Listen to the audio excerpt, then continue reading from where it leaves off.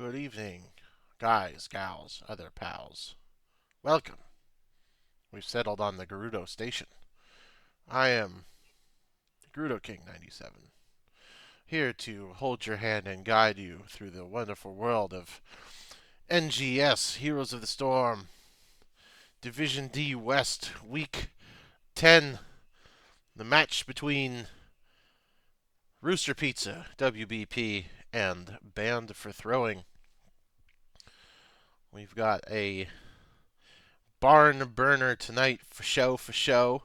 As we switch over to the division standing page, we will see that Band for Throwing they have 2 rounds left to play in the season, as does Rooster Pizza. Band for Throwing has a chance to make a run for second place in the division. Rooster Pizza has a chance to, I guess they could potentially take 8th place with 2 dominations under their belt. Same for Band for Throwing. So both teams are fighting to move up a spot in the pecking order this evening. Very good. We will see what the evening brings us as far as action and strategery, so on and so forth. Thanks for coming out tonight, spending some time with us here as we make our way towards the end of the season and secure some playoff seeding berths moving forward. I think we'll hopefully have an exciting match this evening. I would like to see, as a biased supporter of the members of Rooster Pizza, I'd really like to see them pull in a win this evening and get into those double digits. Even if they can't secure a domination, just get that just one win. They are currently 1-14. So they've got 1-14, right? They've played 8 rounds, so that would be 16 games. 1-16. That's 1-16. Didn't mean to make it sound worse, but we did. So, looking at the lineup for them this evening, we've got Shane coming back in. Looks like Doc has taken some well-deserved time off, and maybe that's the shake-up that Pizza needs to get some bacon done in the oven. But we'll see how it all plays out. Looks like everybody is readying up. I will ready up as well and let them know to get this show on the road.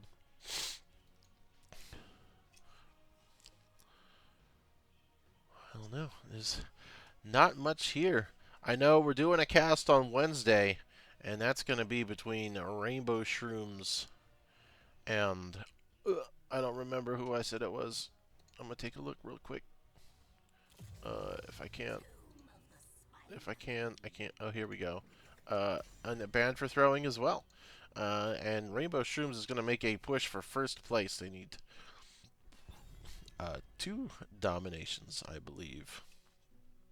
Yeah, they have a chance to take first place. That will be a fun showing on Wednesday. But for now, we're gonna swap on over to the draft phase as we begin the ban phase, getting rid of Stukov.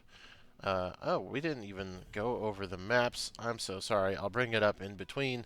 We're going to Tomb of the Spider Queen, and Rooster Pizza did have that pick. Band for Throwing won the coin toss. I can go over. I've got it right over here. Alterac Pass, Battlefield of Eternity, Brax's Holdout, and A Garden of Terror are all banned maps for the evening's festivities. So I apologize. I skipped that in the excitement over the division standings and that conversation. So we got Stitches gotten rid of by Pizza, And Joanna is the follow-up ban from Ban for Throwing. So 2 solid meta bans. The Stitch is probably being more of a targeted ban. See what their follow-up is here. And a Brightwing. I'm a fan of the Brightwing ban. Get rid of that. Nobody likes that hero. And not wasting any time, we're going to first pick the Vala as a priority. So being piloted by Shogun Misa. That's a Rhaegar for Cranky. We've seen him on this pick plenty of times. Maybe we've got some more gas in the tank on it this time. Let's get some...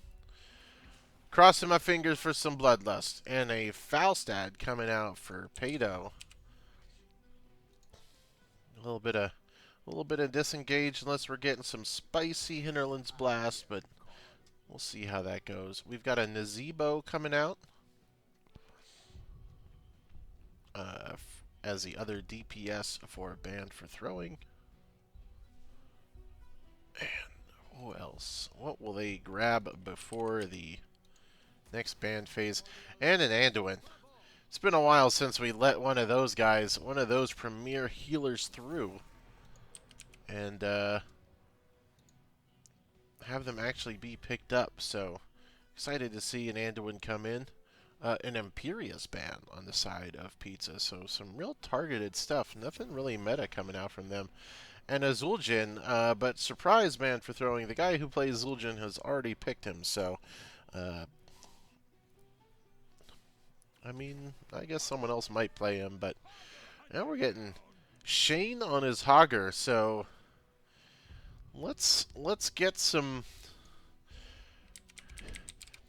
In the one win that Rooster Pizza has, Shane was on his Hogger. So, and Toast was on May, and Iggy and Cranky was on Rhaegar. So far, we are looking like we've got a winning composition out of the Pizza Boys, and I'm here for it. I'm ready to see them take this evening by the reins and put their feet down and make a stand and get out of last place in the division. They can do it. A Muradin and a Deathwing coming out.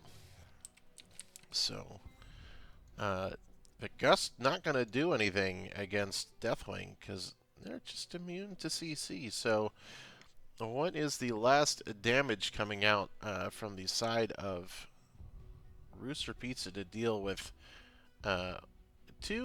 almost 2.5 tanks, because Nazebo will stack health from his passive and get to be a bit of a chunky boy, especially if he specs into it, and a Tassadar. And I am on record with my feelings on Tassadar, so I'm gonna need... This is Night Knight coming out is a new pilot for Tassadar, so we'll see if he pilots him the way I prefer, or if we're going to be disappointed. But that wraps up the draft phase. As promised, we'll bring up the map select screen for just a short moment so you can see the banned maps, and that we are indeed going to Tomb of the Spider Queen. And we're going to swap on over to the game phase as we load in. And let's get her done. Let's have some good quality Heroes of the Storm gaming excitement this evening.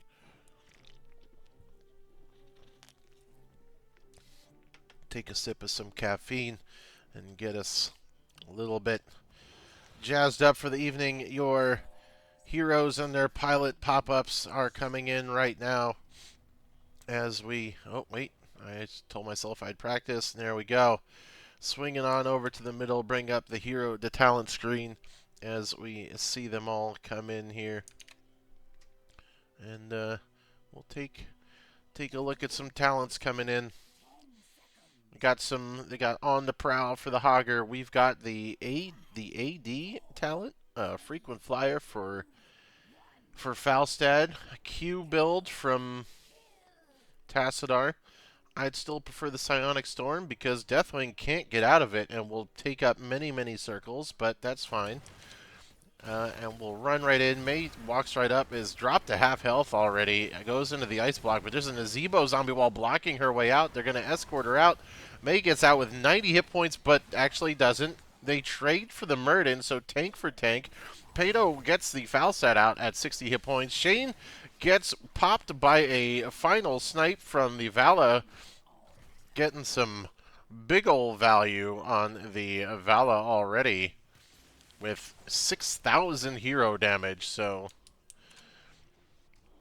let's take a look as we move over here. The some other talents here. Murden's going with the Perfect Storm, the Q build talent, which is, I mean, I'm a fan. That's a spicy choice. And they're going to rotate down here, probably to look at Shane, who's stepping up for the Deathwing. Power World Shield, Draconic Might. We've got Toads for Nazebo, who is looking to double soak in the top, and the Gambit talent from Vala looking to stack. So they're going to come up here and try to gank the Nazebo. The wall goes up from the Tassadar. Perfect placement to get the kill up on the Nazebo to slow him down on his stacking is perfect. And they will clear the wave and hopefully rotate down the catch as Vala's down there soaking, and they are starting to lose on the XP front. But the kills are even. Shane is caught out by the Vala coming to poke down, manages to dodge a stun coming out from Deathwing, and sneaks his way back to his fountain. And no harm, no foul there from the gank from Vala as the 4-man of Pizza looks to clear the wave and rotate once more. Nobody looking for any of the camps yet. Level 4 hit by banned for throwing a smidge early. Looking for any kind of funky talents. I do enjoy Blood Ritual. That is some good sustained talent. Murden looking to spot out the Bruiser camp and sees it happening and walks away. You've got Vala over here looking at the siege camp, working on that. Shane isn't in a good spot to deal with that as Murden steps up too. Eats the stun from Deathwing, and Anduin off-laning in the top lane, as you do for your healer. So a Bruiser camp taken by Pizza, siege camp. The more neutral camp of them taken by a ban for throwing, as now they step over here to look at their Bruiser camp. Vala takes a couple punches and has to go tap her well, as nobody's here to push with the Bruiser camp. Not a fan. You've got the Bruiser before them. You might as well get in here and use the fact that you've got the MR shield, but they've got enough for turn-in, so I guess if you get the turn-in off of it, it's not bad having them buy you some time. And they're close. One gem. Night Knight's looking to get it turned in before they spot him out, and they do. So early spider turn in for Pizza. A little bit of a level discrepancy, but nothing that can't be made up pretty quick. But no one is dealing with the Bruiser camp down here, so it's going to be a focus on the top and the bottom waves. You got the wall coming in, but the Anduin grabs Vala and saves that Gambit stack. Big save coming in from Anduin there. Each time Vala dies, she's going to lose 5% of her 25% attack speed bonus.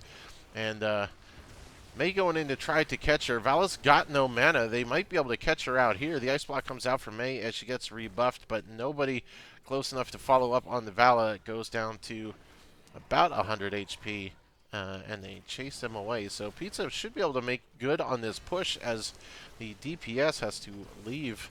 She goes down to mid to help clear out that spider. The Bruiser camp doing most of that work. The top lane spider is just about down, but the entire wall goes down. Sevens come out for both teams. And Toast looking to get an aggressive ice slide, but doesn't find anyone there. So Shane has moved up to help the middle spider fight off the Vala, and they may get the mid wall here too. Not a lot done in bottom as Deathwing was able to defend there pretty successfully, and now goes for the counter push, working with that Flame Breath. Another scuffle up here in the top lane. It's a 2v2 if Murden goes for it. Misses the Storm Bolt, though, and the Tassadar wall. Comes out to save Cranky, who dropped his little healing bubble to get him out as well. So far, no kills since the beginning, and it should be pretty simple right here. Pato's going to get caught out by the Murden as he looks to get out of here. Rhaegar throws some healing his way. The Stormbolt's not enough, but Beneath My Shadows comes out. Pato gets a shield and walks out. Everybody's low health. Everyone's got to get back and try to heal before these spiders come up. But no camps are out either, so a smidge of an XP lead coming out for Band for throwing, and the counter spider push has now dropped. So where will the defense take place? They've split 1-3-1 for their push to give each spider a little bit of help. Pato takes a wave of purple juice to the face from the spider, but they get mid down before... Do they save this wall? I mean, that tower is going to go down if anyone looks at it. Tassadar on the run. Manages to squeak away. They should be able to defend top pretty well here. Pato, with his back to the encroaching enemy, has to barrel roll out of the way, but they're able to protect both of those towers. Meanwhile, Nazebo and Deathwing are giving Shane a run for his money down here. But Deathwing should go down to a turret blast, so in the 1v2 on the defense, Shane steps up and makes the play for the Rooster Pizza Boys, and that's what I want to see out of a Div E champion. Toast did fall in the 4v3 up here. You know, that's kind of disappointing, but it's okay. It's 3 for 3. It's a kill traded back and forth, so now everyone's heroics are up and online. You've got Avatar, Light Bomb, as you would expect with a Murden to really just deliver that Light Bomb for you. The Stormbolt comes out Black Hole from the Tassadar to disengage, but that's about all it does. It just makes Murden slide backwards on his little booties a little bit. Also, by the way, I'm pretty sure that skin's banned in NGS, but what do I know? I'm not a referee. Murad Murden kind of is supposed to be a no-no, just so y'all know. May going in for the hero snowball, catches the Vala out. It's just Tassadar here, and the pull comes out. No one else is there to back it up. Pato's coming in. He's looking to go aggressive on the Falstad, but the stun comes through on Toast, the piercing Stormbolt, and now Pato's caught out. He went in deep for the Vala and got nothing for it. Gets caught by the Nazebo Toads, and his whole health bar turned a sickly poison brown before he fell down. Both teams have enough for a turn-in. Shane left to clean up the mess at his destroyed rubble of a fort down there. But we are looking at the gems. Vala having quite a lot, and it will take 2 people at least on the side of Rooster Pizza to get that turned in. The boss, this was a sneaky boss take that I didn't catch. Pizza catches it. The boss is trying to reset at 300 HP. It is still out there whacking into it. Toast is going to try to get the... Falstad comes out. Is the Gust? Does he have the Gust up? He does it 5 seconds on Gust. 4, 3. Come on. The Gust is so close. He's waiting for it. He wants it. He can't get it out in time. He stood there waiting for it. What a heartbreaker. Died as it came off a cooldown. And that is going to be destructive as they get the spider turn in on top of a boss pushing with no one up to defend against it. Shane, I think, tried to come up, but it had been too little too late. So he's going to work on the bruiser camp to try to help a little bit with the defense. But it is... And Band for Throwing has opted not to do the turn-in yet. There it goes. It looks like they wanted to set the waves up in a little bit of a better position. Shane needs to be careful. They see he's there now. He gets a camp. He's going to have to...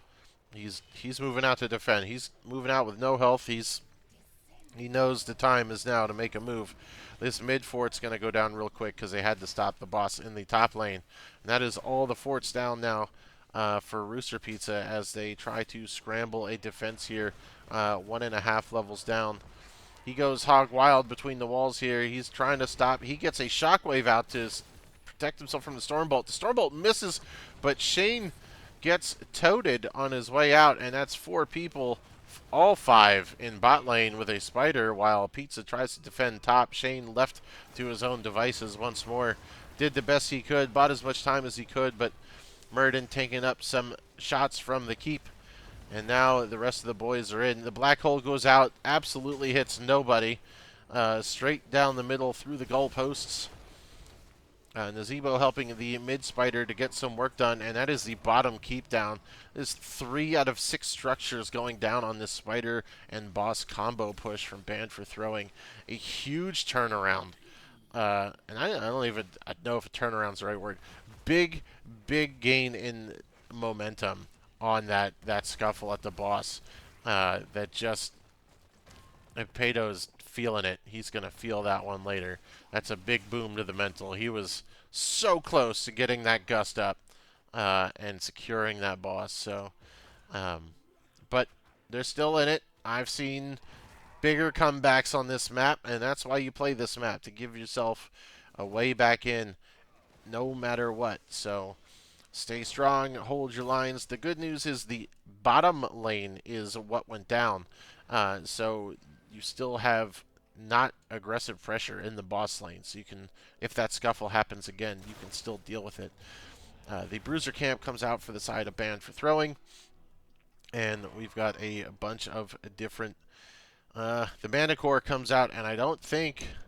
Vala hasn't died yet. So now Vala is truly a massive threat with that 25% attack bonus speed from the Gambit talent, and she's almost stacked to 3 of 6 stages of that damage bonus for Hatred. So she is truly, truly a threat to be feared.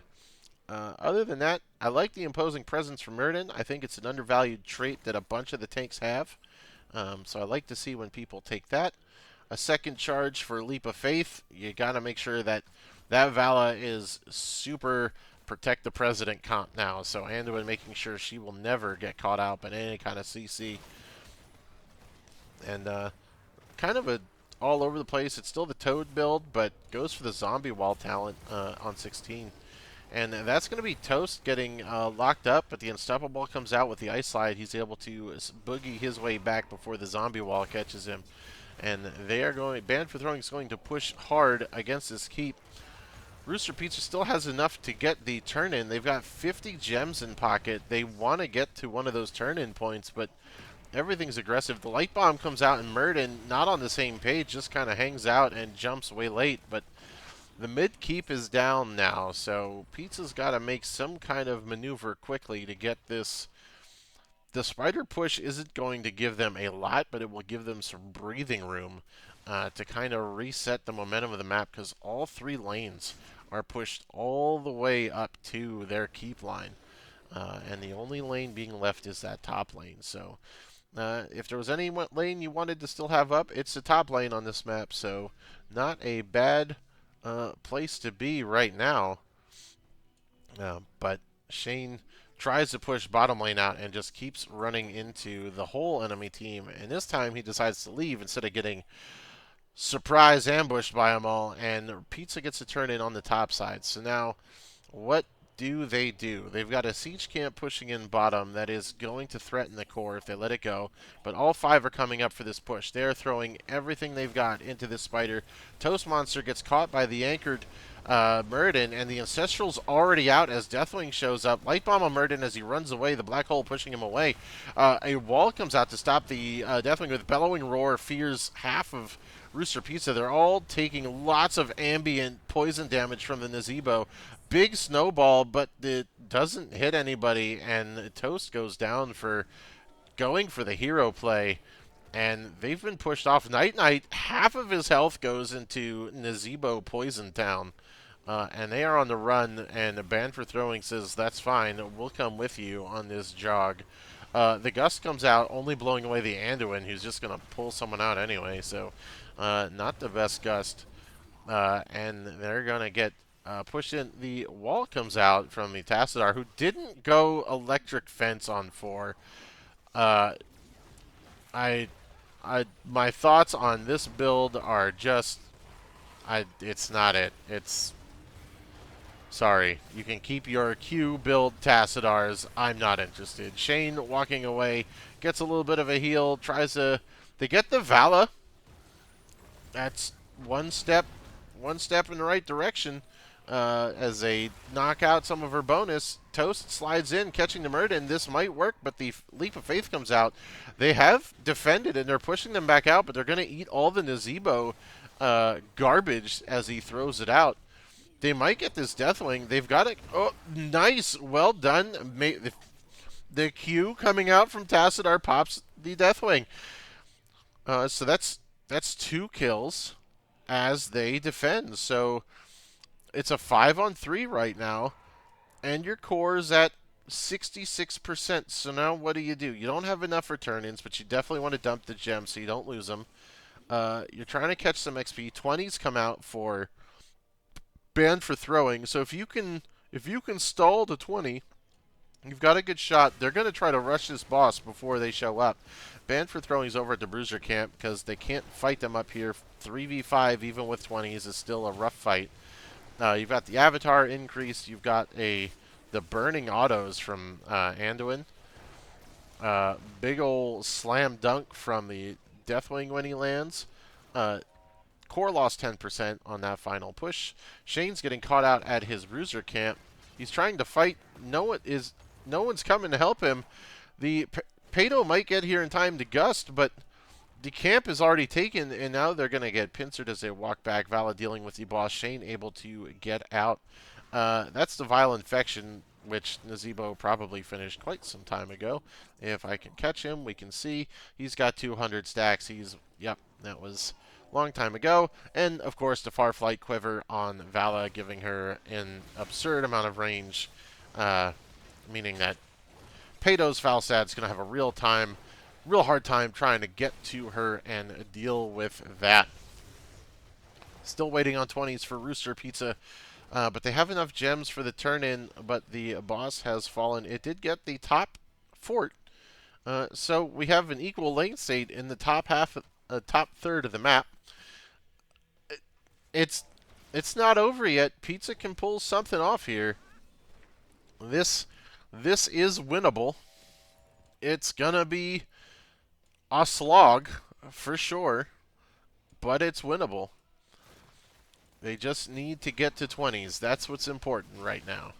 And if they can get it before they come screaming in, because you still have 20 gems before Banned for Throwing can get a spider push in, and Pizza has enough for a turn-in. So getting 20s, which they've done, and making a sprint for one of those turn-ins could be a condition to get back in momentum here. They're 5-manning up here up top.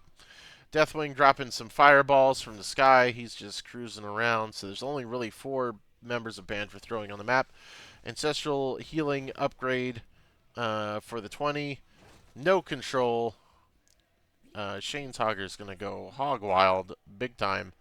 The Permagust out of Falstad, so that'll help. You have the cheat death passive coming out from May.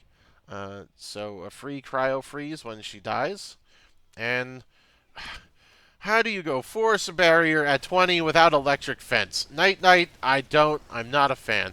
Light bomb coming out on Muradin as the Deathwing drops down on top of Pato. The big gust to keep everyone else out of the fight, but Deathwing is just running around behind the lines of Rooster Pizza as the Ancestral comes out. He tries to get it out, and Shane goes down. He was too out of control, goes away from the rest of the team. The wall comes down to stop the Vala from coming in, but it also pinched Pizza in with all the people behind them. So that wall was a choice.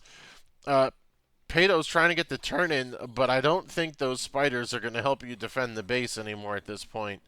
That it's going to fall. He has Gust in 15, but they're all just going to hit the tower. That Nazebo's poison damage on the core is going to be rough, and the spiders drop just to see the core exploding. So the 20 fight was almost there. That Tassadar wall, I think, while the idea of what they wanted to do and to keep the Vala from rejoining her team was the correct choice, I also think that it could have been put behind the team of Rooster Pizza instead of in front of them, because all that did was give banned for throwing away to slam them against a wall, and it was pretty ugly. Um, but yeah, banned for throwing, taking game one on Tomb of the Spider Queen. Taking a look at some of the stats over here. Vala, hands down, crushing the damage there. Not going down until about 20 minutes into the game, so really getting good value out of her Gambit stacks. The Tassadar had good damage numbers. I just I, Electric Fence not at 4. I don't remember what is this one? Movement speed increase? I don't know. I don't know. I won't. I won't kick a dead horse. Nazebo and Deathwing beating out the Falstad on the damage number front. Healing. Cranky and his Rhaegar had a good showing. Not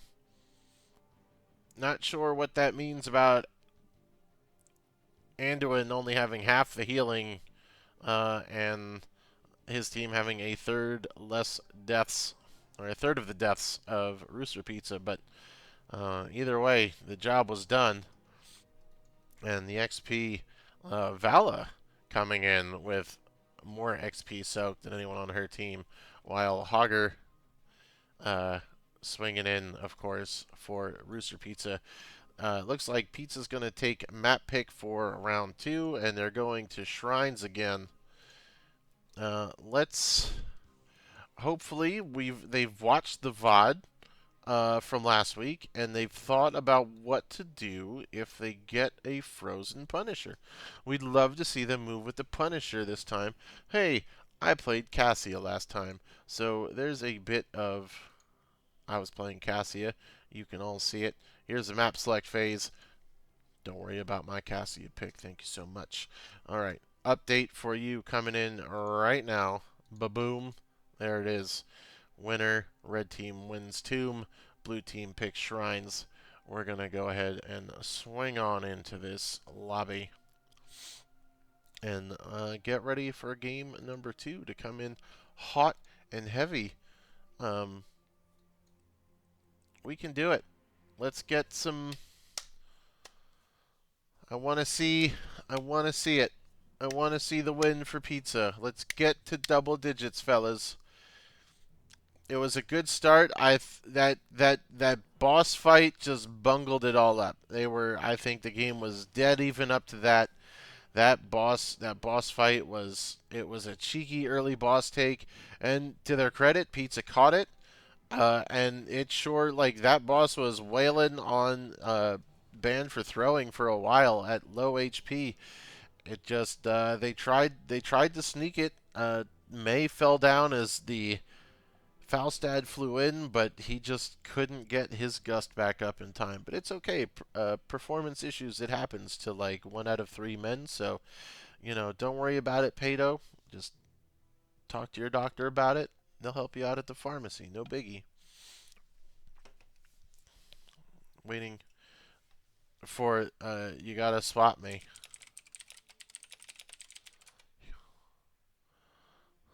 There you go. All right, now I mean, they were gonna have me play for banned for throwing. Not a big deal. Tank Maev, sign me up. All right, we are ready to go. Everyone is, woof, fired up, ready to make a stand for game 2. That being said, banned for throwing. Real quick, we could take a look at it again. Getting a domination here is going to put them 1 point behind Rainbow Shrooms, and depending on how Rainbow Shrooms, actually it's Rainbow Shrooms and Banned for Throwing playing on Wednesday, so a good showing here for BFT would put them in a good spot to snag second place from Rainbow Shrooms. Still say that's going to be quite the banger, as if BFT get the domination today, it's going to be, they're going to want to try to get that, and if they don't, Rainbow Shrooms is still going to be fighting to tie first place. So let's swap on over to the draft screen. We are in it to win it for Game 2. Pizza chose the map of Infernal Shrines again, so first pick going the way of BFT.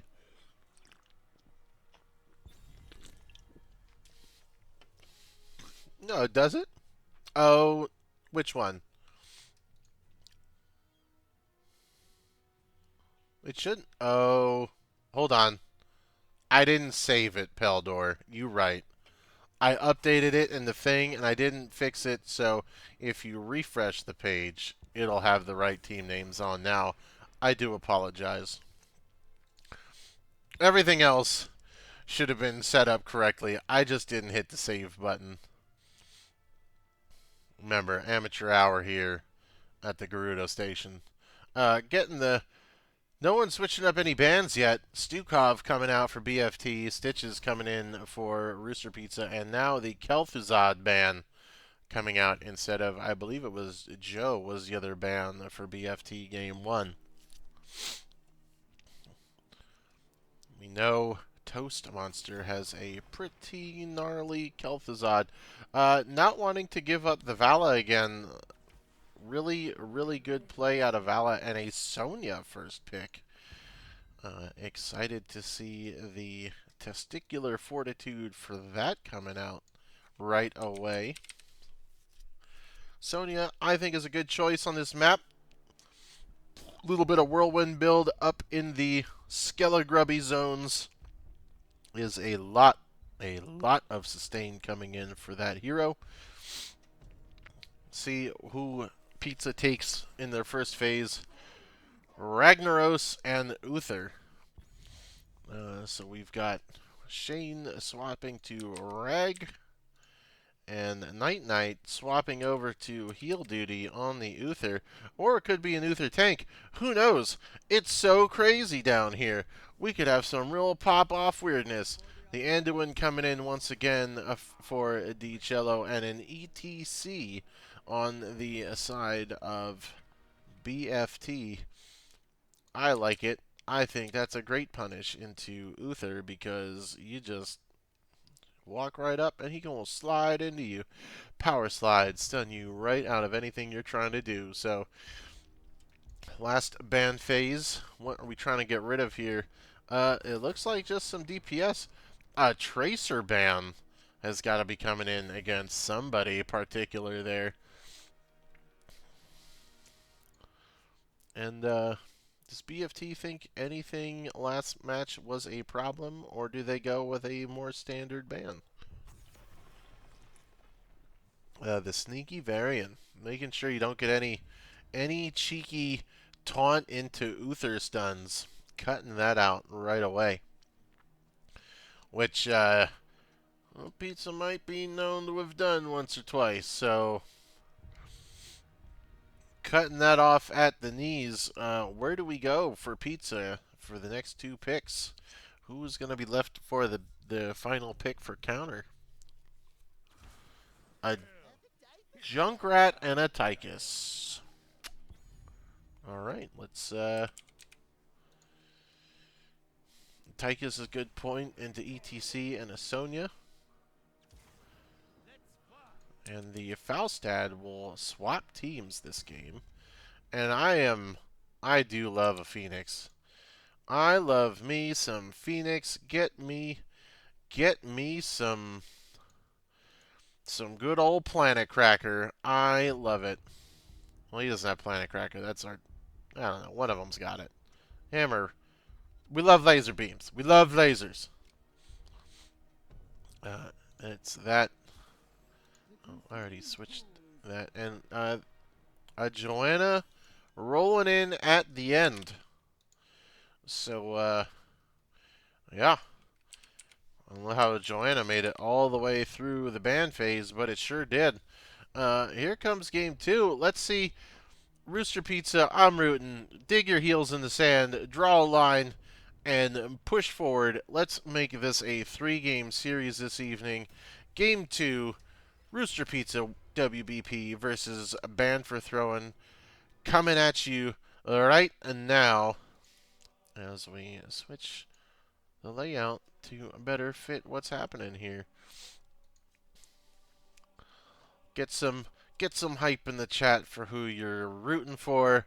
Don't forget to hit the follow button so I can do, I don't know, associate or partner, whatever the first phase of Twitch stuff is. I guess it's cool to do.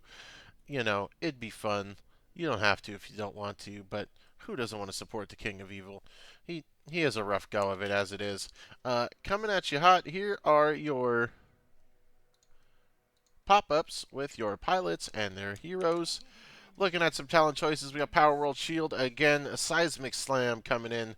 We do love the Q build out of Phoenix, Block Party on ETC, and we're doing the Boomerang on Falstad. On the other side, you've got the W build out of Uther, Double Blinds from Joe, extra range on Tychus, Blast Wave coming out of Shane, and the Concussive Mine, a big damage boost to auto abilities, and that's a Phoenix. It instantly exploded. And the Leap of Faith comes out for Falstad, protecting him. So a quick early kill for the side of Rooster Pizza.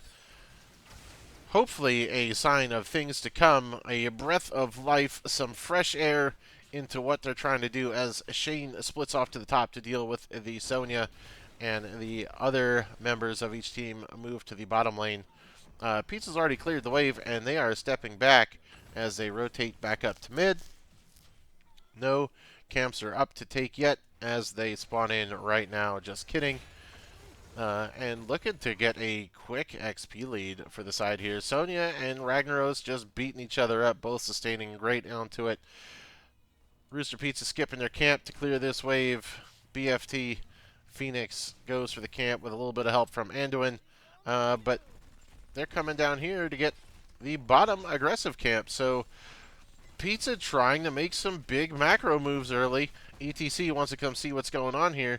The concussive trap is on the wrong side, so that doesn't catch up. The Joanna's Condemn will grab him, pull him back in, but Phoenix is going to boogie on down, get stunned. He will spin his laser and walk out. Falstad gets blasted away on the north side of the battle, and that's a camp for each side.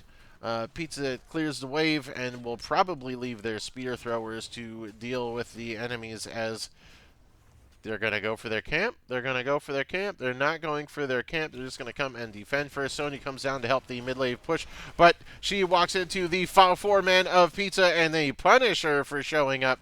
Great catch. We're up 2-0 for the side of Pizza now with a level lead. ETC hanging out in the bush, just waiting for the moment, but they spot him as some grenades come out. So, so far, so good as 4 talents come out for everybody. We've got the stacking minigun for Tychus. Uther doesn't want a level 4, neither does ETC. I'm liking the Phoenix build so far. That is a build that I prefer. The tanks are now offlaners in the bot lane, just slapping each other with wet pool noodles. We've got the bruiser started for both sides. Junkrat getting help from everybody. Sonya already having the help, but it looks like theirs is done. Pizza needs to be careful. They might come over, try to look for that. It's what I would do. But BFT is just settled for hopping back in the lanes and soaking XP, which is still on the side of Pizza in the lead by about half a level. And we've got an Arcane Shrine as the first, and no time wasted grabbing the Skelegrubbies up as Shane is busy dealing with the Bruiser camp, and ETC finishes cleaning up the bot lane. Joanna stepping forward, tries to grab the Sonya, who will go down. 3 kills over to Pizza. And now what does BFT do? Do they step in? They have to deal with a siege and a Bruiser camp. Falstad trying to poke, get some stacks on his Q. ETC's moving up, and the Blast Wave will trigger, but no follow-up damage. Tychus over the wall to catch out the Tychus. Throws a grenade and walks his back to his side of the board. 36-40 on the Skelegrubbies. That is an Arcane Punisher coming out for Pizza with a level 7 advantage on the push. Please push with your John Cena tonight, boys. Please push with it. And there are 4 people with the Arcane Punisher trying to push as he batters on the wall. ETC gets dunked and a leap of faith to pull him out as he gets to half health. The wave is pushing. Sonya fighting off the Ragnaros in the top lane. Ragnaros is dead. Okay, we come back to the fight here. The wall is down. The John Cena has fallen, but there's still a half level of XP lead as Pizza pulls back from the engage. So far, so good. Sonya soaking that wave. Tychus going up to battle the Sonya alone. Does Pizza go for this camp? It seems aggressive as BFT swings over for theirs. I think Junkrat wants to look at it. They're going to 3-man it. They're a person short. This is not, I don't know. You got to go. Leave it be. And they make the smart decision to walk away from the camp. Very good. BFT doesn't move in on it. They've got a siege camp in mid that Tychus is going to go fight Sonya for. Shane gets a little bit of free time to clear the wave up top as Sonya comes running back up, and it is still a 4v3 in the bot here as Joanna anchors the Fog of War to watch them take it. That big old mine blows everybody out to everywhere. The spear thrower gets stuck on a concussion mine, and it buys some time.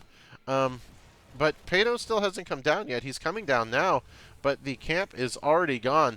That mine was incredibly well thought out and well done by Cranky to try to buy time for his team to show up.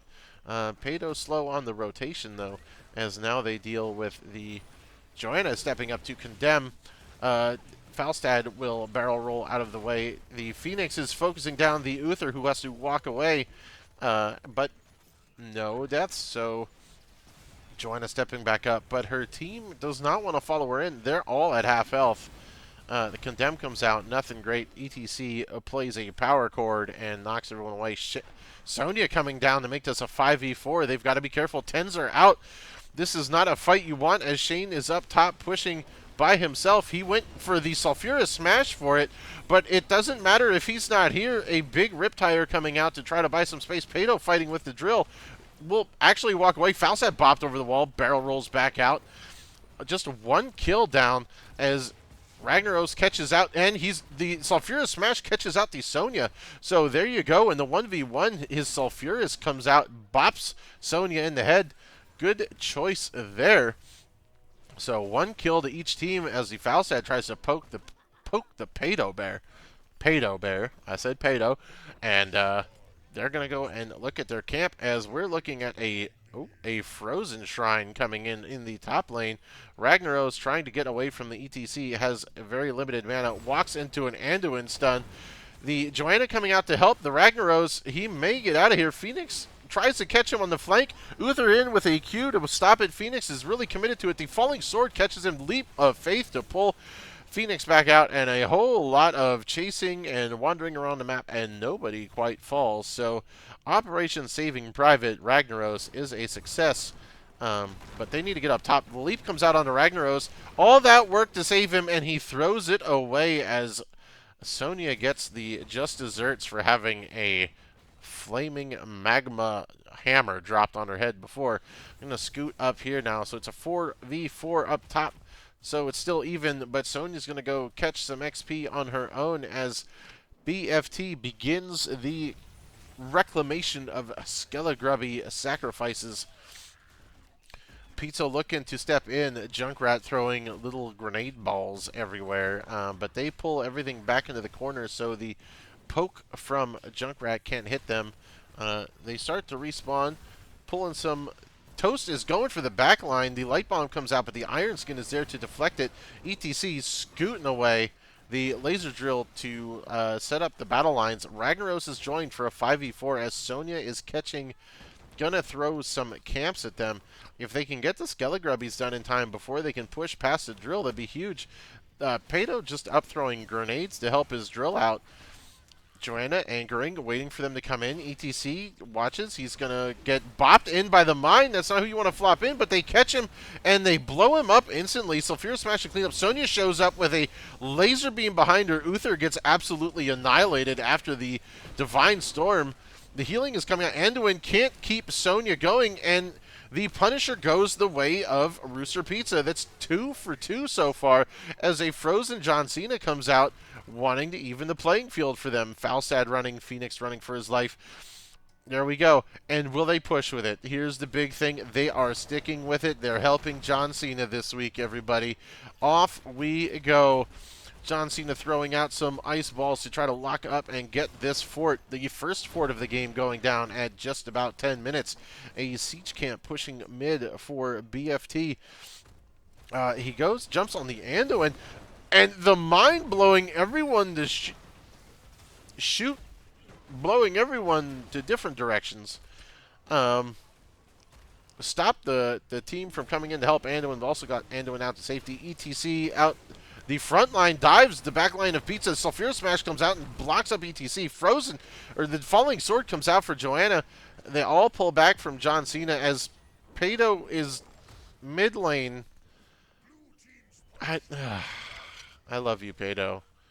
We got to Div E champs last year, but if you offlane as the auto-attacking hero one more time, I don't know how I feel about it. The XP is dead even as 3 members of Pizza go for the Bruiser Camp. They go for the Bruiser Camp on the side of BFT. Tychus tickling that spear thrower, giving him a little bit of... he's trying to work this camp by himself, but this isn't... You can't... It's a lot easier if you go Q build for Tychus for the camp, not like this. As all of BFT comes down, wanting to know what's going on at this neutral camp. He drops a drill. Pato trying to one-man this camp, gets jumped on, absolutely exploded. Light bomb with a falling sword behind it. The fight is in full throw. The drill is finally down. A Rip Tire comes out. Can they finish the Sonya? They sure do. Shane is nowhere to be found again. There's still eternally a man down, but the Condemn comes out to pull the ETC out. Laser Beam almost gets Uther, but the Falstad will barrel roll over to grab it. Shane is working on XP. That is a Bruiser camp, though. That is the kind of offlane pressure you want, pushing the keep as BFT continues to siege with their spear throws on here. Shane has got the flank, throws the Sulfur Smash, misses it as the barrel roll comes out, and they walk away on the side of BFT. About 16s are going to be pretty even for both teams as they both crest 16 at about the same time. And this Bruiser camp is going to get some work done if Sonya doesn't come over and clear it up right away. Pizza looking to do some work on this nearly unscathed bottom fort. 16s come out for both teams. Going in on the big auto build here. We're fighting over this siege camp now. And nothing doing. Everyone kind of just resets again, but they're going to fight for this camp. BFT wants to look at it, but can't quite make it happen. Hinterland Blast comes out, tickles Junkrat, a little bit of rag probably. But that is a take. Levels, dead even, kills, 1 on the side of Pizza Buildings. It's just 1 fort down. This is the closest game I can say that we've seen from Rooster Pizza in weeks. And BFT not willing to give up. They had a pretty rough go early, but some good plays have really leveled this game out, and it is anyone's show. They're able to sneak this camp real early. Light Bomb comes out, again, just on the iron skin of Joe. They try to catch the Ragnaros out with the laser beam. They sure do, but the Sonya punishes down for both sides as the Sulfur Smash catches out Sonya. Leap of Faith on the Phoenix to get him out. ETC, Falstad running away with no health. Again, 1 for 1. These team fights are just knuckle draggers with no one really coming out ahead on either side. The most ahead we got in a team fight was when they got the Punisher. ETC scooting everyone out ahead. The Iron Skin, they might get the Phoenix here. They sure do. That's dropped. They turn on the Falstad. They don't, but you've got another shrine here. It's a Mortar Shrine this time, and they actually have a man advantage after they catch the Phoenix, so they're going to pop the Skelegrubbies. But they don't have enough lockdown to get the ETC down. But they'll work on some of the little skeleton guys. Having a sip. It's been a crazy couple minutes here. BFT not wanting to come in and try to fight for this being a man down. So another Punisher, another objective going the way of Rooster Pizza. That's a big old hammer smashing down, clearing the whole wave of Skelegrubbies as they respawn. Now they're going to try to, they're leaving it, they're bailing on it to catch this Falstad, which could go really well, but they are completely bailing on it. He flies away as all 5 members of Pizza committed to that. And so they left the objective to go for it. So it's really no harm, no foul. They only have 5 to go. It's not a big deal. I mean, I guess you've got the flight out of Falstad, so that's 1 resource down as one of the charges of Leap of Faith goes out. John Cena's here with some mortar cannons coming down mid lane as all 5 resource Pizza come out, and he catches the ETC out, but the mine blowing him away. The anti-synergy as the mine blows him away before the Defined Storm comes out. That's got to feel a little crummy. But they continue to push. No worries, Sonya is not there. We've got the Molten Core coming out from Ragnaros, trying to dump some fire. This Sulfurous Smash catches the ETC. Perfect landing there. They break through the wall. They may get this keep. John Cena's mortar cannons are going down, but the drill will replace it as Sonya is working on the Bruiser camp. This keep is going to fall. They've got to commit to this. Don't walk away from this, guys. There we go. They're all stepping up to make sure this goes down. And that is a whole lane of pressure going to the side of Rooster Pizza as the Bruiser camp comes up. But they're just, are they going to go clear it out right away? No, they're going to wait till it hits the fort. But if they let it get too far, that wall's still up. Just kidding. They want this camp first. They're moving out as a 4-man. Ragnaros realizes maybe it's time to just move as a big old death ball. Phoenix tries to shoot his laser over the wall. He's got these stacks, so he's got the extra spin on the Q. Sonya comes up here to deal with that fort, but I think Rooster Pizza's happy to accept that and take all of these camps as BFT tries to get their defense together. Shane's going to come up here and try to save this. If he had Molten Core, he could cover the core a little bit better, but Sonya can't stand the heat and has to get out of the lane, not the kitchen. We're all equal here. Sonya's probably more manly than I am, so no kitchen jokes. The boomerang comes out, pops Pato. A little bit of lightning comes out. Nothing that a Uther can't make feel a little bit better as they back off of it. They are 20s. You've got the big cannonballs coming out of Junkrat. Heroic difficulty for big Molten Core. Big drill. That is a solid Heaven's Fury upgrade on Falling Sword. Falling Sword, not really the best 10 talent, but if you take that 20, especially with all the lockdown and CC of the rest of the team's ultimates, you might get some real cooldown reduction on it. The ETC locked up, stunned, can't get pulled out. Look at all those holy bolts going down on the backline. Joe goes in by herself, dodges the light bomb, but the planet cracker out of Phoenix kills 2 people on the backline. Sonya goes down. It's still 2 for 2 as 20s come out for BFT. Phoenix gets the emergency shielding. That has to be what he took. Unconquered Spirit. I've personally never taken that talent, and I just saw it pay off. Joanna, not willing to accept this, has another Falling Sword, is going to try to deal with herself. She sure does. Holy Bolt's coming in big to reduce the cooldown for him to get that kill. Joanna walking away. Falstad's not going to have any of it. 200 HP. She doesn't have the shield upgrade. 40 hit points. Oh my god, the blind buys her enough time for Pato to swoop in and finish it. It's 4 for 3 ultimately after all of that mess, with only Anduin standing to defend against a Bruiser camp, a Siege camp, and the withering assaults on the bottom lane fort as everything marches into their base, and we've got an Arcane Shrine just hanging out waiting for somebody to come and see what's going on up in the top lane. Whew! Pizza! Is that a line in the sand that I have seen drawn? They are trying to make a push for double digits in the standings and points. Let's get this 3-game series going, folks. Ragnaros smacking Skelegrubbies everywhere. Otherwise, you've got the cooldown reduction on Flight for Falstad. Death Metal from ETC. We saw the anti-death for Phoenix. We've got the Crater from Sonya and the upgraded Light Bomb. 28 Skelegrubbies.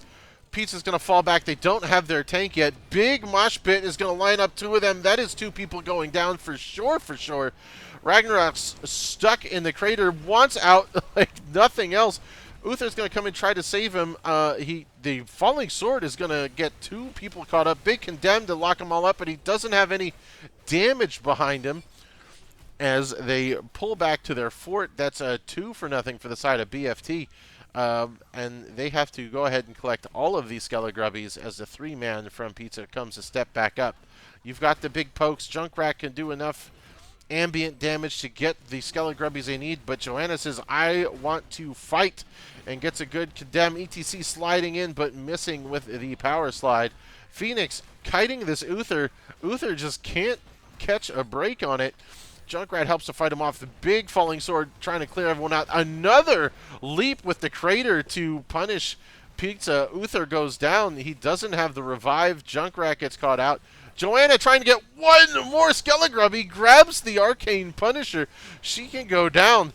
That is hashtag worth, my friends. Hashtag worth, as John Cena once more will come into the fight on the side of Rooster Pizza. He's whacking his fists, and he's got some purple laser beams, but he's not going to get anything done. Falstad coming down to try to get this camp. Here comes Pato, sees it, comes through the bush, shoots him in the back with the minigun, and now you've got a DPS battle. Here's Falstad. Waits to get some half-health damage. Gets the drill down. Oh, Pato dodging the Hinterland Blast just barely. And that's 2 siege camps. So now they went for the Bruiser camp on the side of BFT to try to get some pressure out. This John Cena's at 10%. He's not going to do much. He's going to throw some purple lasers on the core. The levels are about the same. We've got 1 kill lead on the side of BFT, and we're going to reset and scrap for another couple minutes. We are at 21 minutes. We're at level 22. Going to hit level 23. Both of these teams wanting to make a name for themselves here. They're fighting for a domination on the side of BFT to be able to try to fight for second place. Rooster Pizza just wanting to get a win. And we are working our way there, but it is work for both sides. We're coming up. We're clearing the Bruiser camp here as BFT goes to take this siege camp. And just to remember, Rooster Pizza hasn't lost any structures yet. So there is no map pressure helping BFT as they come running up here to deal with this Bruiser camp. But Pizza is all over the map. This is not how you want to get caught, and they manage to walk away. That's not the Pizza we've seen for many weeks. What a disengage. They managed to reset up, and they all meet up at the mid-fort. And now they all get in the car, and they are ready to fight. BFT didn't go for the Bruiser camp that's going to walk in. Falstad, knowing he probably has flight on cooldown, he sure does, will go and deal with it.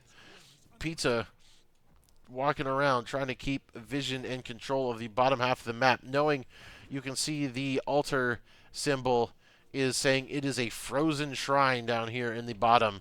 This frozen shrine will be enough for them to win the game. It could be enough for BFT to get a good push, if not win the game, if a team fight goes their way.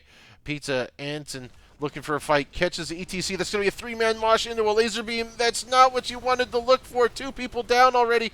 The big falling sword gets the Sonya. And so it's a 3v4 right now. Falstad flying away, gets caught by the diodes of the drill. Phoenix teleporting away. Both DPS low on the side of BFT. This 3-man of Pizza, they are fighting again. Pato, Shane, the 2 of the 3 Div E champions on the side of Rooster Pizza die instantly to the mosh pit laser beam Ariat crater once again. Did not learn their lesson the first time. Suffer it again. So it's a 3v4. Everybody resets. Toast watching from the side to make sure no one steps up as they clear the waves. At the top has a couple cats looking for some pressure. They catch Joanna out. They see what's going on. 3 people. She's got the iron skin. She's going to try to walk away. She has falling sword if she needs to. She's going to pop it to get out. She's not going to get any cooldown reduction from the holy bolts on that front. My cat is looking to step on the keyboard, and we're going to make sure he doesn't spill a drink or mess up this fight. Everyone's just kind of still poking. The shrine is coming up in 10 seconds. Please watch out for the keyboard, kitty. I'm going to move you. And we're going to go watch the shrine as the siege camps have spawned back up. ETC going to look for the aggressive neutral one in the bottom. BFT wanting to take theirs. Cranky Rhino's got the mines out. He can blow them away if they step on the point. He sure does. We got the root, and Pizza walks in and takes it. But BFT know that this Frozen Punisher is going to be the game changer. They go for the Sulfura Smash. It catches out the Anduin. That is a huge member down in this fight. Uther stepping up, looking for the Divine Storm. Catches it and survives. The Hinterlands Blast. It's 2 down. Another Laser Beam, but not before Joanna goes and dumps Holy Bolts all over it. 3 for nothing so far.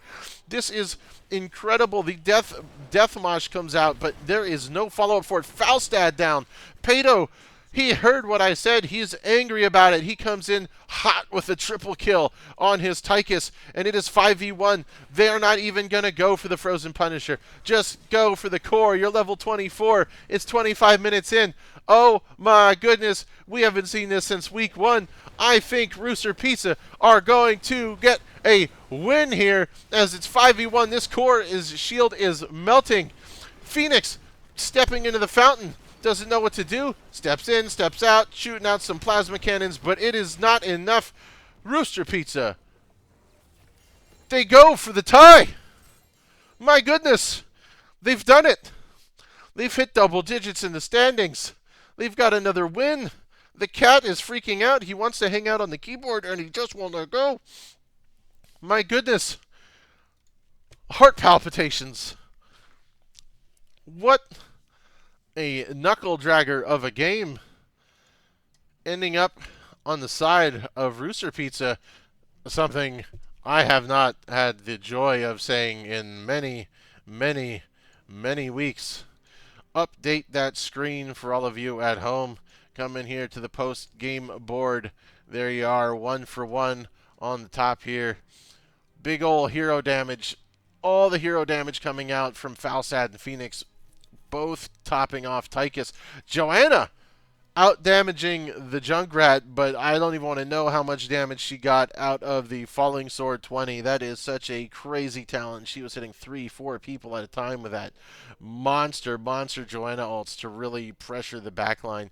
Healing numbers, knuckle dragger between the Uther and the Anduin. Absolutely just crushing. The little bit of healing coming out of Joanna to give it the edge there. And the XP, Ragnaros fighting to keep up, but Sonya and Falstad able to really come in hard with the even Phoenix, 3 of the top 4 there. Huge. But Pizza manages to string it together with just, they got every Punisher, I believe. I don't think any Punisher went the way of BFT. And some hard fights coming out of that 3-man squad of Joanna, Junkrat, and Uther.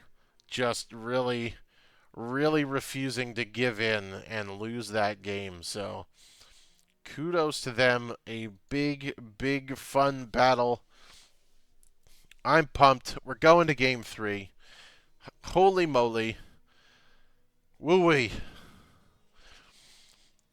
Not much else to say about that. Let's just double check real quick here. So if BFT get this win now, that will give them 2 points, putting them at 28, which means if they dominate Rainbow Shrooms on Wednesday, they could still snag 2nd place from them. If they lose this next game, they will get 1 point, putting them at 27, which means that a domination on Wednesday would only give them a tie for 2nd place. This next game has got to be weighing huge on the minds of BFT. Rooster Pizza, they hit double digits. They're good to go, baby. They're cruising. The party wagon is in full setup here. I mean, there's got to be confetti. There's probably, just keg stands going on, all kinds of stuff. They are excited. And they've just got. That's some real mental momentum swing. 3rd map, we are going to go to Towers of Doom. Towers of Doom for Game 3, picked by Rooster Pizza. After that kind of strategic macro win, we are going to Shenanigan Mountain. Oh boy. Well, no better way to wrap up your best of three with after your first win in 8 weeks. Pizza, I salute you. Let's get this bread. We are going to swing into the lobby, getting ready for game three. We know the stakes here for both teams. Rooster Pizza, their steaks aren't that big. They're cool with some clearance steaks on sale over at your local grocery store. But BFT, they're looking for some high quality Salt Bay steaks here. They want this win. They want to be able to be in a spot to lock second seed for the playoffs right around the corner.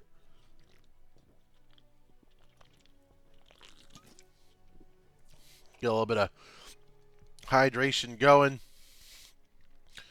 See what's happening here. Looking for some. I don't see any new followers after this incredible best of three brought to you by the Gerudo Station. Let's hit that follow button. I'm trying to hype it up. It's hard. If you could. I don't. It's whatever. Do what you want. I'd love it. I'd appreciate it. I just bring this content to you free of charge. Little bit of time spent hanging out with my boys from Pizza. They said they were ready, but their last guy isn't in here, and now all the teams are in the lobby, pumped up, letting everyone know we are ready. Hey-oh! That's a follow. I see it. I don't have anything set up, but I called it out, and that is something I wasn't doing before. So, Ignacy89, I see you. Thanks a bunch, man. Well, man, thanks, pal. Thanks, pal. We're keeping it legit here. Game 3 of this series this evening. Towers of Doom. Rooster Pizza WBP. Banned for throwing. BFT. Who is going to go home with the big W at the end of the day today? We're going to swap back over. Hold on. Wait. I hit the button. Let's. Hup. We're going to just give you the real quick. There you go. I don't know what happened there. It's not the right button. There you go. Look at that. Bam. We're swinging over to draft. Let's see if there's any adaptations coming out of the bans, or if Stukov is still the first ban out of BFT. As we stated earlier, Pizza got to pick the map, and they chose this wonderful shenanigan land. We've got another rotate as Peldor steps back into the Nexus to help carry his team over the finish line. He knows the stakes that are here for his squad. But I don't know. The party wagon of pizza's just getting started. Using the whole timer, and we are not letting that Joanna through again. Made that mistake last game, and you got caught with your pants down for it. Pizza still not wanting to see the stitches. Whatever they have seen in the last 2 games does not scare them more than they thought of a rampant stitches running around. So there we go. Keeping that guy off the field. He can stay at home in Darkwood. Brightwing coming out as the second ban for BFT. Haven't seen anything to... Brightwing got through last game. We didn't see it. And the Vala, again, that wound fresh in the minds of Pizza, not letting that through once more. Towers of Doom and the Stukov snuck through, and I know how the Pizza Boys feel about a Stukov, so let's see what they bring to bear against that, as DiCello will leave the Anduin to the wayside to pick up everybody's favorite infested Terran. What do we got, Pizza? What are you picking before the ban phase this time? See what kind of strat we're bringing out. They are going to put all of their hopes and dreams into Toast Kel'Thuzad before it gets banned out. Last time we saw Toast Kel'Thuzad on this map, I was real disappointed. I think that team shut him down to about 10k hero damage. So let's let's see some numbers. ETC with it, not sold. You got a little bit of anti-synergy, making sure that the ETC needs to hold his epic pulse guitar blast, whatever, so he doesn't knock people out of Kel'Thuzad's Frost Novas.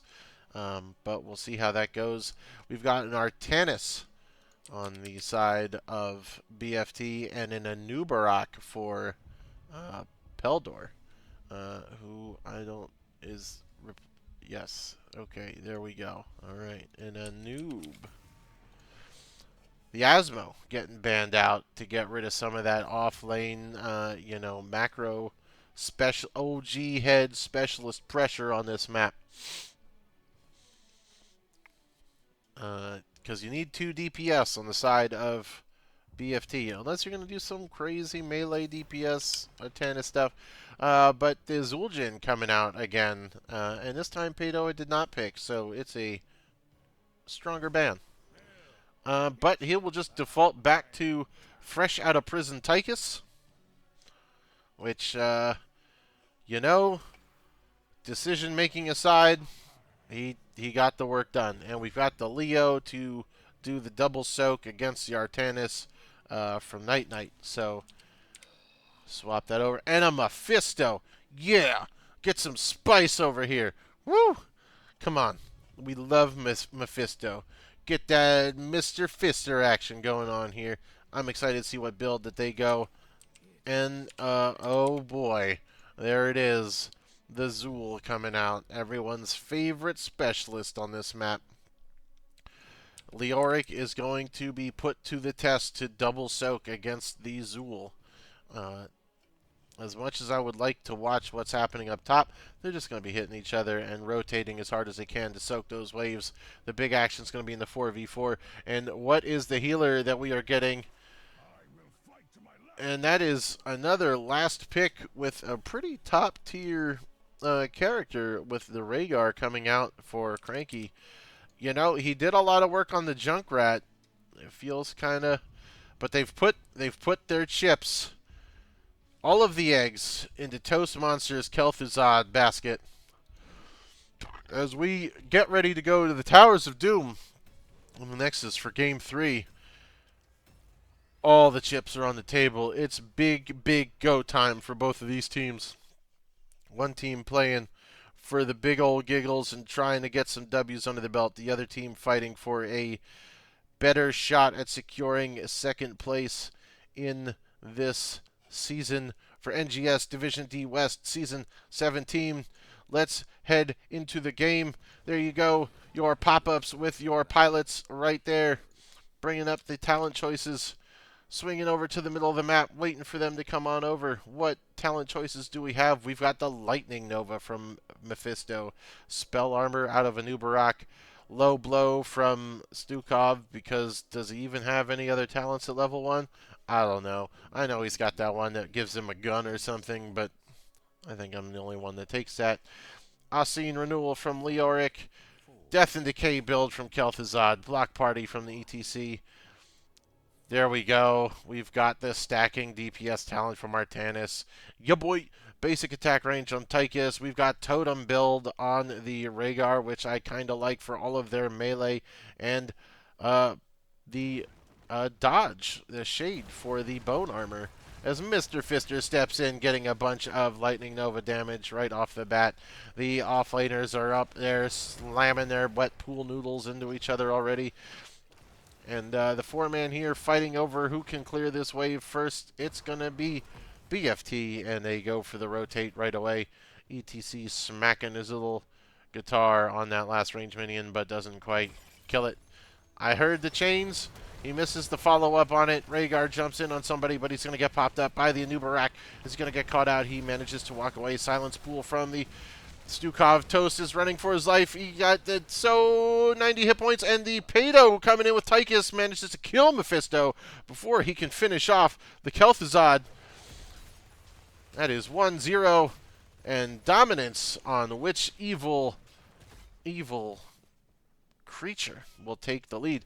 Kel'Thuzad absolutely saying, no, we are going to fight for this camp. You guys have the man advantage. Big Frost Nova coming out, but the ETC slapped them all out of it. That's what we talked about earlier. But they get the Anubarak and they steal the camp because Mephisto has to go back to where he came from. So 2-0. Pizza.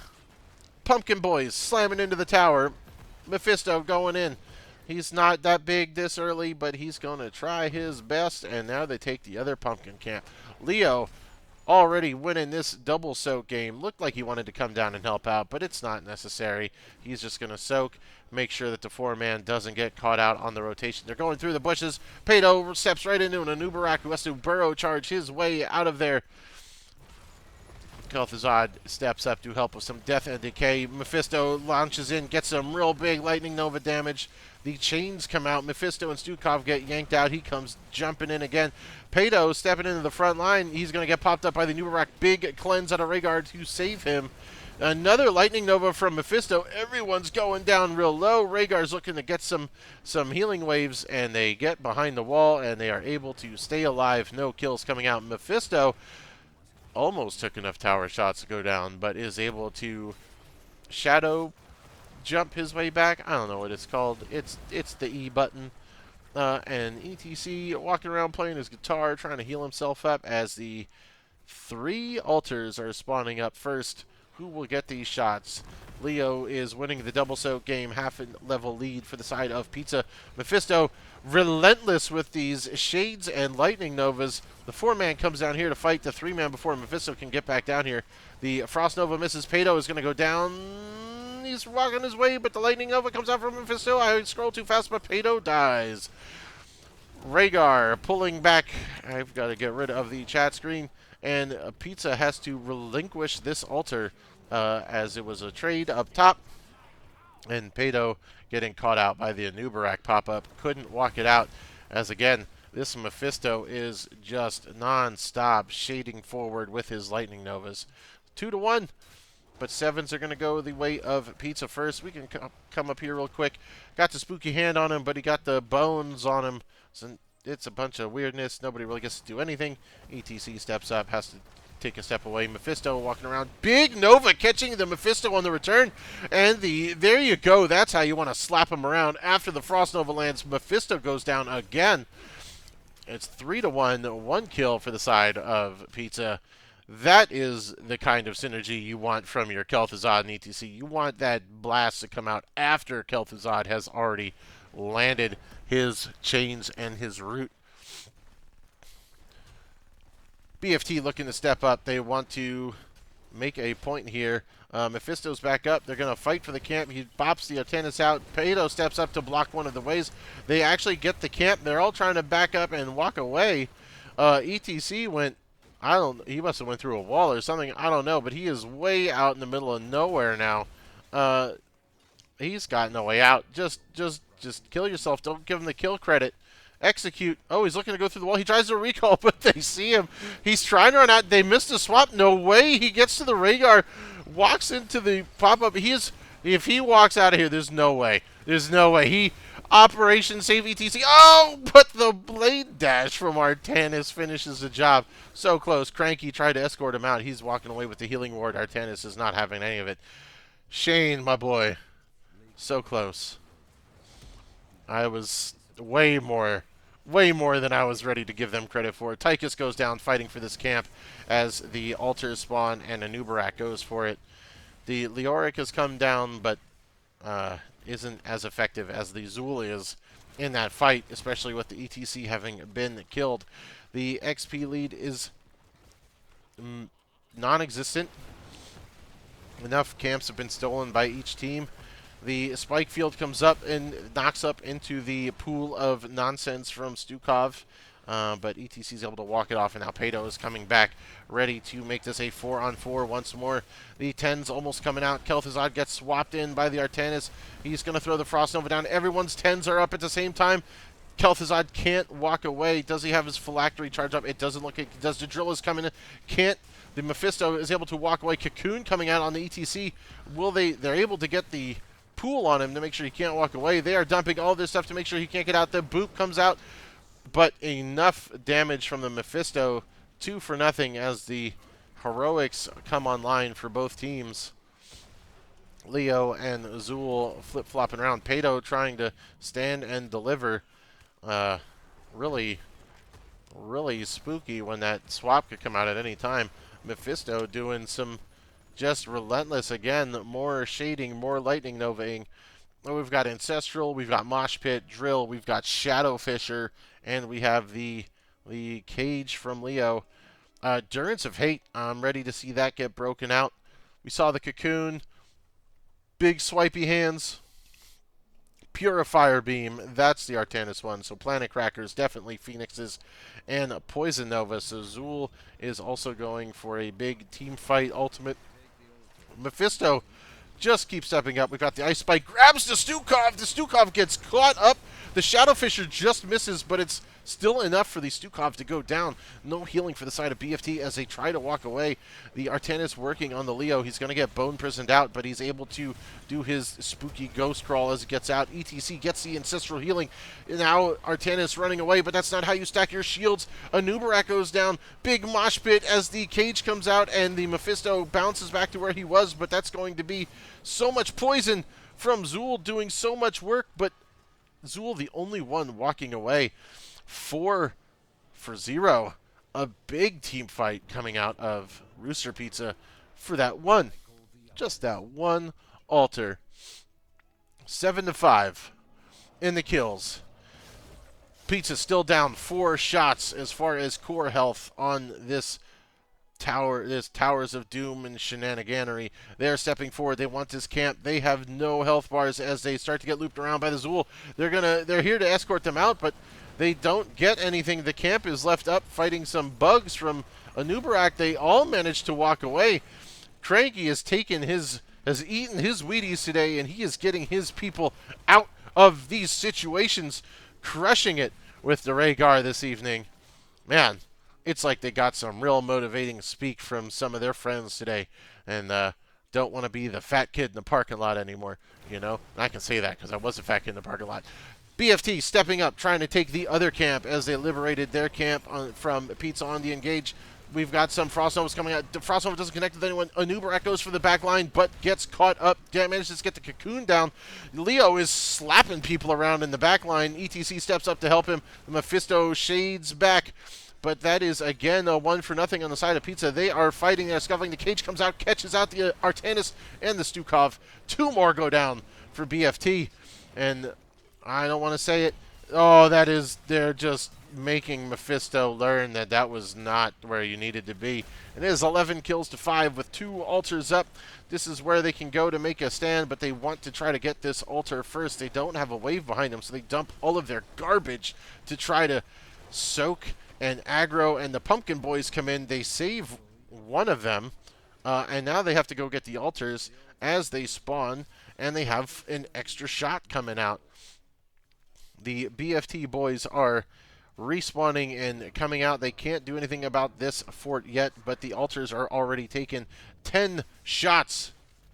10 shots? Yes, sir, the way of Pizza. And that's another... Oh, he blade dashes out of the Frost Nova to save his life, but the ETC comes in, blasts them all away, and protecting the fort. They do not want to relinquish this. This is a huge pressure advantage, having 5 forts to 3. The extra shots just getting you the victory that much quicker. Leo and Zool still trying to battle each other out. Not much here. Mephisto shades in, but almost gets mega punished this time. Shades back in time. Durance of Hate up in 5. Ultimates are down for Heroics. Sorry, the side of Pizza. But the Durance of Hate comes in onto Pato. They throw everything in the kitchen sink at him, but the purge from Rhaegar is huge to get him out of there. And they save Pato, and everybody has to retreat on the side of BFT. The fight, they had the good one, but these purges from Cranky have been correct, on point. The Mephisto refusing to let this happen, goes in for a big old thing again. Another Durance of Hate comes out, and now Kel'Thuzad gets caught. That's a big one. Cranky is popped. Artanis goes down to the fort. The fort helping fight for ETC, stepping in that pool, manages to get out before the execute damage comes in. Pato stepping in, trying to get that damage on Mephisto. He keeps shooting his gun, and the fort will assist on that kill. Anubarak stepping in, trying to get his Mephisto out, but can't do enough damage, and the fort is still at half health. We've got Leo and Zool clashing in the lane over here. Not really fighting or ignoring each other, but Leo finally says, I'm going to come slap you with my mop. And he does the spooky walk to get out of the bone prison. Spooky Hand is not ready, and he manages to half health Zool. Do they fight for this, or do they just take the 2? No. Pizza's looking to take the aggro camp again before they go for the altar, because they've got the free pass to get those pumpkin boys right in. Leo getting 5 shots up on their side.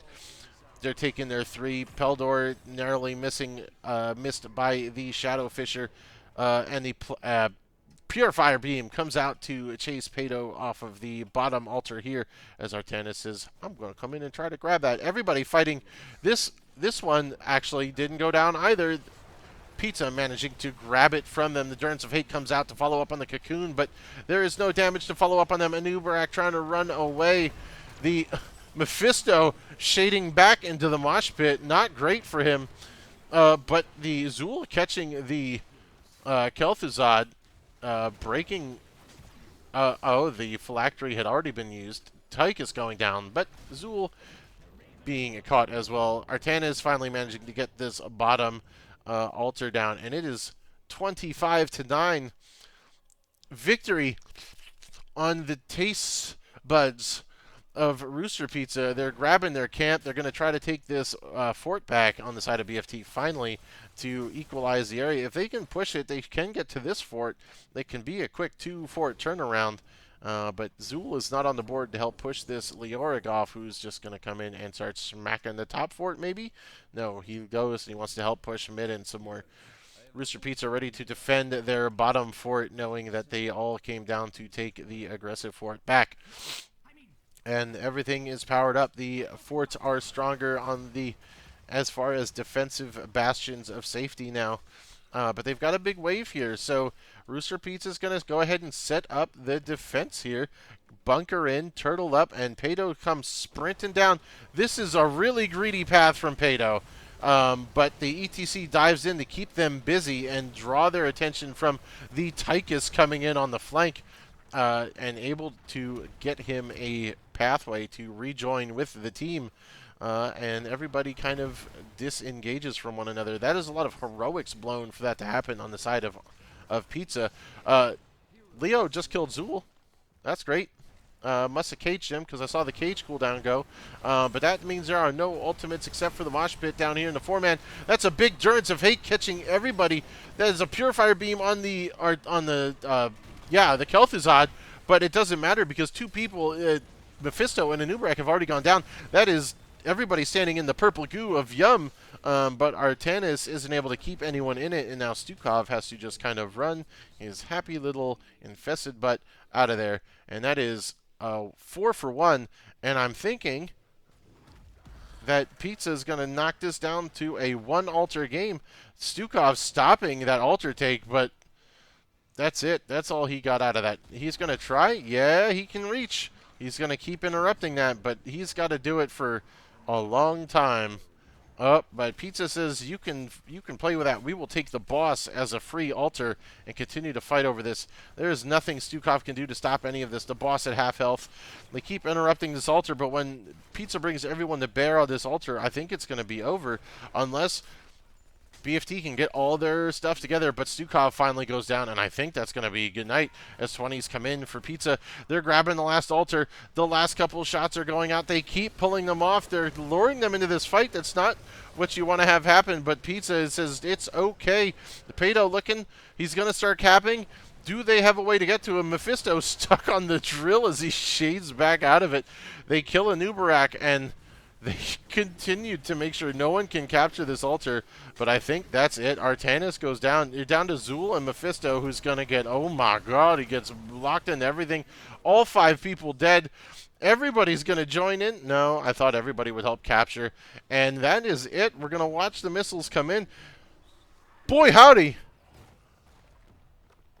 Rooster Pizza have won. They've won a week. They've won a match. 2-1. It's what? I might cry. I might cry. This day has been 9 weeks coming. We finally got there.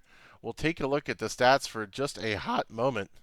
Uh, Mephisto was just throwing damage at them, but got punished so much. I liked it, but just knowing where Mephisto's going to go is just easy pickings for a Kel'Thuzad and an ETC ready to line up on that. Leoric not dying at all in the off lane fight. Wonderful job. Healing, the difference is massive there. Almost double the healing coming out of Cranky. His Rhaegar almost exemplary this evening. Really, really been missing the play out of that. And the XP Leo just crushing that XP contribution. I'm gonna go ahead, and these boys deserve their mark. 2-1 for Rooster Pizza. Let's see if we can't. Well, let's see if we can't get them a little more Cassie for you. We're gonna come in. You're gonna take a look at my pretty face. Hey, lighting's not great, but it's all right. And let's see if Cranky Rhino wants to come in for a chat for the first time this season. Swap on over to the NGS Discord lobby. I'm going to send the boy a message.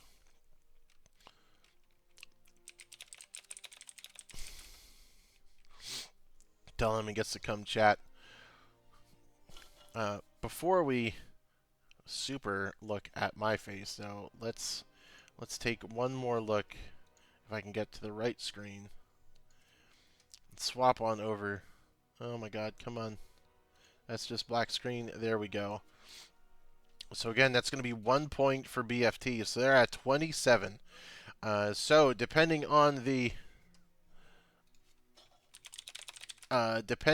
results of Wednesday, we might have a tie for first place. We might have a tie for second place. We could have all kinds of stuff, but we do have some emotional damage. Fellas, you won! Man, oh my god. You guys won! That's insane. Holy mother of God. Does that happen? Man, wow. You know what? I've had to check my pulse. Like, if anyone's watched the Conan O'Brien Hot Ones episode, I needed Dr. Arroyo here to just keep me on my toes, because that was incredible. Yeah, waiting to watch the VOD, man. I really can't. Like, wow. Like, we're kind of high right now. Like, we've struggled this whole season, and this was great. I mean, our competition was good, and hats off to them. Great games. But yeah, this was good. We've had a rough go. I mean, it's been, and I don't want to put a number on it, but it's been about 8 weeks since you guys have tasted a victory in NGS. So you may wallow in it, you may bathe in it, you can rub it on each other's sensitive areas. Go for it. You guys deserve it. It was a hell of a series from both sides. So let's break it down. Let's take a moment, because I'm not gonna lie, I thought the mental was boomed on game 1, which was real even until that boss play happened. Talk me through it. Talk me what's going on at the communication during that boss play, because wooey. We thought we had the boss play. We saw them going in there. We thought if we just wait in the bush, we can ambush a 1 or 2, pick one off, possibly steal this boss. But you know, it just technically it wasn't executed well. You guys were so close. Toast, your May was at like 95% when I think you died. Yeah. And then Corporal Pato flew into the corner, and we were all, I don't know who we is. I was counting down the cooldown on his gust as he sat in the corner. And it was a heartbreaker to watch him die as it came off cooldown. Yeah, that happened. But Yeah, we saw them headed there. We thought we had an opportunity to make a play, and we just kind of didn't execute well. It just So got it boggled. was like that. Yep. It There was some premature load blowing. the Absolutely. the thought process was there. We all saw. I didn't even catch. To be honest, I didn't even catch that there was stuff going on at the boss until like it was at 1,000 HP. Because I was expecting everyone to turn in, and I just go up there and I get up there right as all the chaos happens. So I got there right at the worst time. I saw all the bad things, all the good things. You guys still put up a hell of a defense, dragging that out. I mean, I'm sure we've all had our fair share of bringing a tomb game back from the brink of defeat to come in for the win, and it looked like you guys at least had some heads on your shoulders as we kept it going, but. Um, Game one ultimately did go their way. And then game two, you guys swapped all your roles up a bit. Yeah. And after last week's showing on shrines, you guys got every Punisher to this week. You pushed with a bunch of them, which is a huge improvement. And But I mean, you have to get them to Well, push. we with were them, alive. you know? We were alive. You have to get them before you can push with them. Let's just start there. you guys pushed with them when you got them. There was one where Toast he fell over and crushed the last Skelegrubby with his corpse to secure it, which was real intense to watch. And I mean, I think at like the back half of that match, we're just gonna let Shane and Pato sit in the corner of shame for getting blown up by the. Hold on, it was a mosh pit, Ariat crater, and Mm, something else. Oh, the laser I beam from remember that. Phoenix, The instantly the deleting wombo them. combo they had was Yeah, insane. And there was a then lot going on there. your three-man like just went OG Old Spice guy like Chad mode to just save the day three times in a row. I think ultimately what it came down to was we drafted a whole lot of tools that helped us defeat that, right? Like if your Sonya's going to come in and crater us, I can throw a junkrat mine in there and clear that out, or whatever it was. Like we had the tools to like get around some of that stuff, and I think that really helped us win some of those really crucial fights there. That Wombo was rough. Like everyone on the team said, "Oh my God," between Planet Cracker and the crater and all of it, it was just yeah, like we hated it, we struggled with it, but at the end of the day, I think we had the tools to persevere, and it that made the difference for sure. Yeah. But one quick confession, like the role swap was somewhat accidental. It was very accidental. It was we need to pick something, and all of a sudden, bam, Uther. We're just like, Oh yeah, so like I don't know that I've ever played Junkrat in competition before, but it worked out because normally I'm primary healer, but I will say, as someone that's fooled around with a lot of you guys quite frequently, I was surprised at who was piloting the Junkrat. But it worked. You guys pulled it off. You won game two, and it was a knuckle dragger. It was a slog, but you guys got there. And then you guys chose to wrap it all up on Towers of Nonsense. And that is what that map is. Nonsense. yes, 100%. I I would be remiss if I didn't say that was you guys had some of your best macro all season.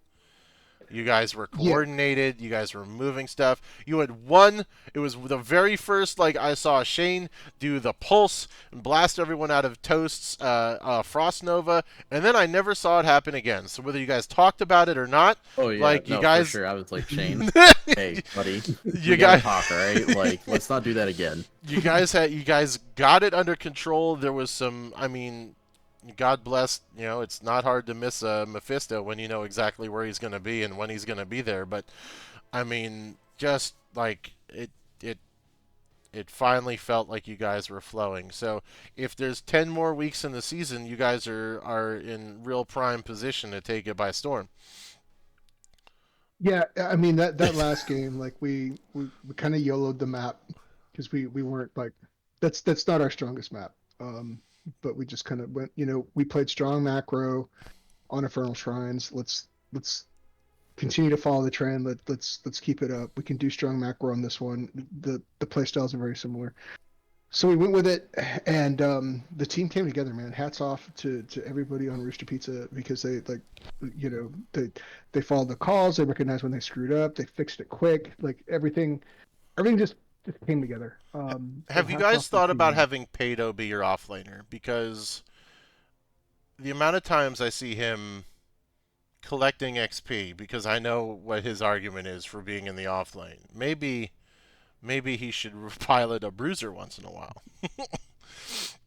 I mean, But I only remember the one time when he came off. He came off a death, and he was like, "I'm just going to scoop this up mid real quick," and I was fine with that.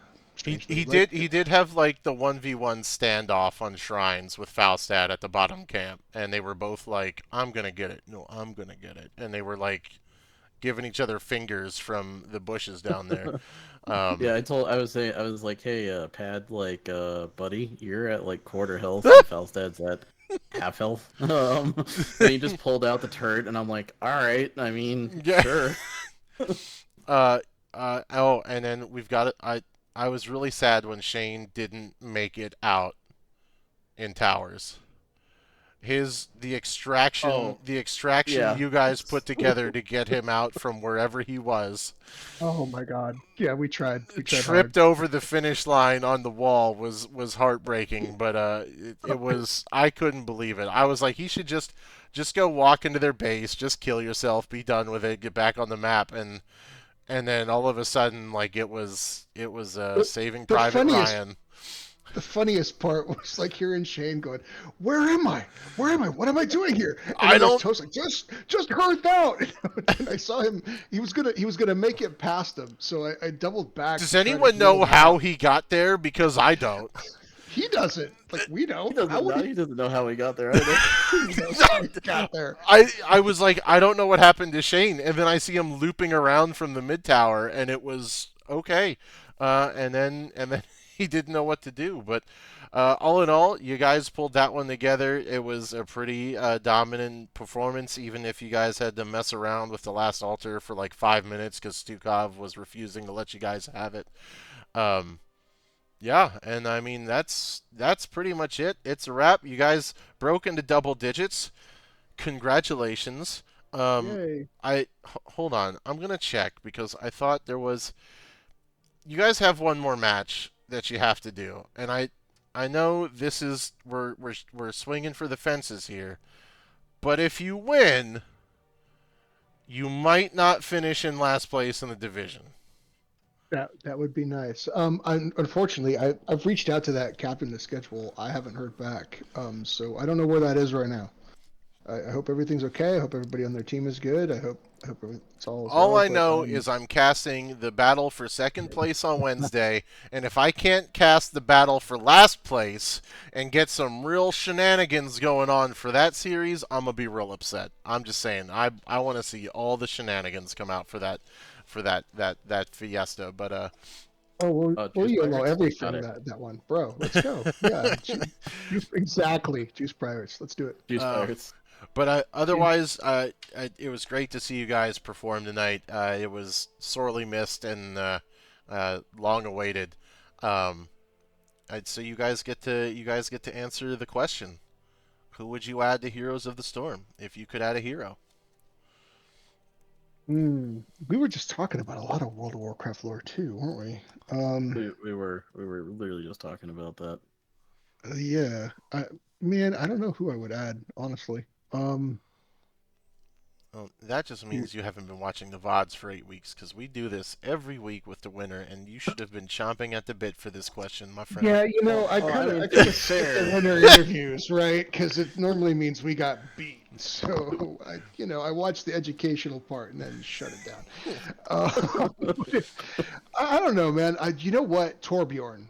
Okay, there you I go. would like to see Torbjorn throw some turrets out there, like better than Gazlo's turrets. I'd love to Yeah. see Torbjorn. All right. Okay. What you got, Toast? Who you bringing? oh god. Hmm. Everybody knows that my pick would be I mean, I would say Lady Vaj, but a Naga would be fine. A Doesn't have to Naga be. would be fun. It doesn't need to Yeah. be like the Sea Witch, but a Naga would be dope. You're Or like a Probius, but a Naga. or Kind Blackthorn. of. Yeah. Or Blackthorn from the old Super Nintendo days, but that's for us old heads. So, all right, I'll let you off the hook. But if you guys Yeah, do I the got next nothing for you match, I there. expect an This is answer next blanking. time. How about this? Give us a Master Chief Raynor skin. How about that? There you go. It's who Ooh. says we can't get Microsoft people in here? You know what I mean? Exactly. I Uh, want Minecraft Steve. Let's go.